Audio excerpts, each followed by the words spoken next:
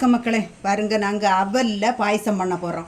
அதுக்கு பாருங்க, இப்படி ஒரு கிண்ணம் அளவு அவல் எடுத்து வச்சுருக்கோம். இதை கழுவி க்ளீன் பண்ணி எடுக்கணும். அதுக்கு ஃபஸ்ட்டு சட்டி அடுப்பில் வச்சு, சீன் சட்டி அடுப்பில் வச்சுருக்கோம். நெய்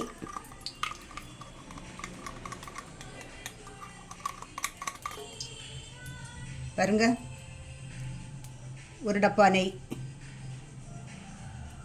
6 kg, 2 கிராம்பு, 2 ஏலக்காய், பாதாம் பருப்பு ஒரு 5 பாதாம் பருப்பு,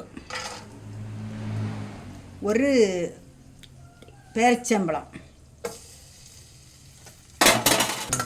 இதை நல்லா செவக்க வறுக்கணும். பார்த்துங்க, இந்த நெய்யில்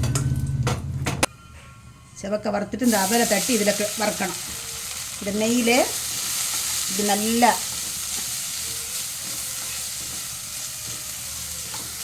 ஒரு டம்ளர் பால் பாருங்க.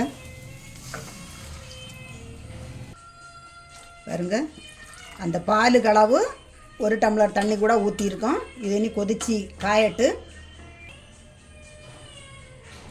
என்னத்தை இவ்வளவு குங்குமப்பூவும் இதில் சேர்க்கணும். பார்த்துருங்க, இந்த ஸ்டேஜ் வந்தோடனே சீனி நாங்கள் இது 4 கரண்டி சீனி எடுத்து பொடிச்சு வச்சுருக்கோம். மிக்சியில் போட்டு மாவாக்கி வச்சுருக்கோம். உங்களுக்கு தேவைக்கு இனிப்பு எவ்வளவு நீங்கள் கூட்டிதீங்களோ அது கணக்கு பண்ணி சேர்த்துக்கிடுங்க.